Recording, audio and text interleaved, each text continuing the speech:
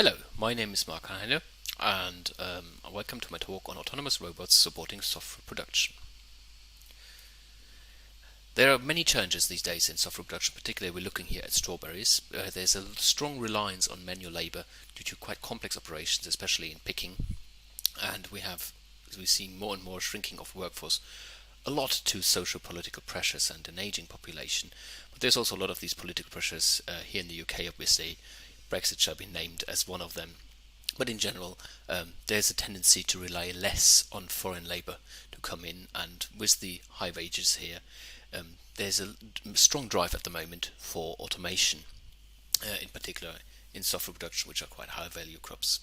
So we're here looking particularly at systems that support the growth of strawberries on tabletops, as you see here on the right hand side, where the strawberries are raised off the ground and provide high productivity in growing on those tabletops. The robots we're using here in many different applications is the Saga Robotics Thorwald platform, which is a modular mobile robot platform. Comes in different shapes and forms that can be customized depending on the operations and on the tasks you want the robot to perform. So we have a really big project here covering different aspects of a fully autonomous farm. So starting off from crop care, monitoring of crops, over supporting picking, supporting transportation, and crop care also in the context of providing UV treatment against powdery mildew, for instance. So many different applications that we facilitate through this platform, and we're working very closely with our colleagues from Saga on many different applications. Now, in this talk I will focus very much on the picking operations, and we will have two main parts of that. One is the actual transportation, and then I'm going to just briefly hit on the current results that we have got for autonomous picking. We have our own little strawberry farm on the University of Lincoln in our Rice-Home campus. This is something that we've been running for now the third year, so we actually produce strawberries that are ready for the market. We sell them locally. Yeah, and this is our test environment. It's really helpful to get out of the labs and try these things out in reality. One of the aspects here is, of course, that we don't just stick to this relatively small farm here. We have 2 tunnels of strawberries around 35 meters long. We also test these systems on the real farms where we have up to 50 tunnels up to like 200 meters long. So that's our real test environment. But as a kind of development side, it's pretty brilliant that we've got this one on site here. So this is all part of what we call the Raspberry program. This is the sort of big vision of providing automation on strawberry production. Part of that is the hardware development, developing these robots further, managing an entire fleet of different robots doing different tasks, solving the problems that come with mapping these environments with the navigation in there, and really long-term autonomous operations is one of those key requirements here. Our partners are currently deploying already UV treatment, as I said, against powdery mildew on the large scale, on a commercial scale, on farms in Kent in the south of the UK. And therefore, we need to really have a reliable navigation system that these robots can cover kilometers every night when they deploy these sort of treatments. Obviously, we also have humans in these environments. We will come later to the points of supporting human fruit pickers with transportation tasks, and the perception that we need to be able to detect and reliably localize strawberries in order to pick them is one of the key bits in here. And obviously the kind of overall grail is to have an integrated system that can monitor these crops, can deliver treatments to them, that is then also able to pick them autonomously and transport them to what we can call a cold storage. So really kind of an integrated program with many different aspects, and I'm making references to a couple of papers as I can only scratch on the surface here for most of these things.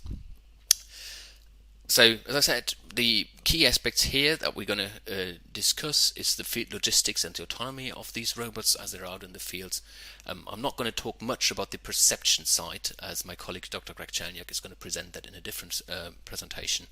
And I'm going to just briefly touch on the current status of our autonomous picking solutions that we've got in here. So, let's start and look at the transportation. Now, what we have is a general kind of quite reliable autonomy, as we said before, for these robots, that they cover kilometers every night or completely on their own.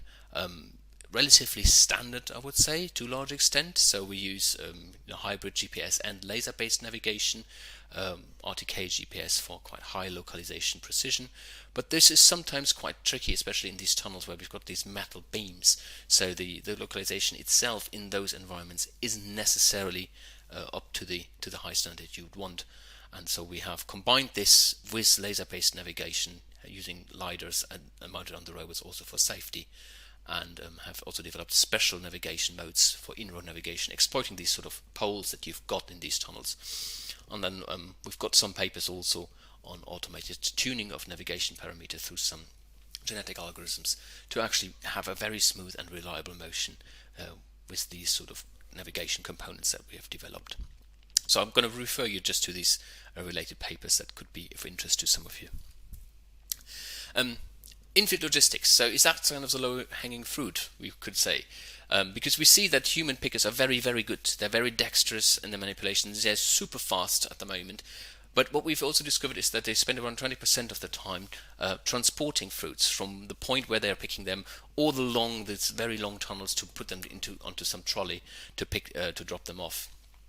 So one easy thing possibly to do is to actually just automate the transportation and develop systems for in-field logistics. In order to be really useful, here we have the challenge that we need to send the robots to the right place, close to the picker, so that they can receive the crates when they have filled a crate full of strawberries. That we allocate the right robot to serve this. So if we've got a fleet, it's the question of which one should actually serve and go to one picker, and the question also of navigation here. So how do we avoid congestions if we've got several people on this farm? So here's a prototype of our smart trolley, as we call it. So pickers can call a robot to receive produce from them, and then they move along. These robots move along, drive up to the picker that has called them, receives that produce from them, and then drive autonomously off to the drop-off zone here. And obviously here, to serve a real farm, we need a larger fleet of robots that serve these transportation tasks, and we need to be able to also very precisely know where the people are. That is, on the one hand, to drive up to the right person, and at the other hand, we need to be able to also avoid other pickers that may be in other rows in between, so to avoid going into rows that are currently already occupied. And for this, we have designed this this so-called smart trolley system that we've had. We had one system that was based on mobile phones, and another one that is this kind of embedded system, which is relatively low cost, has a low cost GPS for tracking in here, and also kind of low computational power. It's quite cheap to put into kind of mass production, to put on these smart trolleys. Now, the challenge for that is obviously to know where these people are, and as I said, this is relatively low cost GPS, so we don't get the exact precision that we have for our robots, where we can afford quite expensive RTK GPS systems because there's fewer robots, but we will have many of those small units to track these pickers. So what we've looked at here is to actually exploit that we have topological constraints. Pickers will always travel along rows and they won't jump between rows, so we can easily integrate all the many readings we get over time from the GPS system from these smart trolleys and overcome the very noisy measurement. So if you see this, these rows are roughly 1 meter apart, but the GPS noise, the kind of localization noise we get from the system is much greater. We've got up to 3 meters here. That could be even worse when we've got these tunnels with these metal beams in there. So what we've done here is we designed what we call a Bayesian filter, topological particle filter here, and we take these topological nodes that we've got, we know the layout of the farm, and then take these GNSS readings as the observations. So it's kind of standard localization methodology particle filter, if you want, that is known in robots. Here we use it to track the localization of the human pickers, of these smart trolleys that you see here, which are connected to these devices. So how do we do that? Relatively straightforward. So we have a topological map, a set of nodes and edges, and this is already known by the robots because it's part of the overall deployment of these robots onto the farm. We have these nodes roughly about 4 meters apart, 3 to 4 meters apart along these rows, and we know exactly which are the routes we can travel.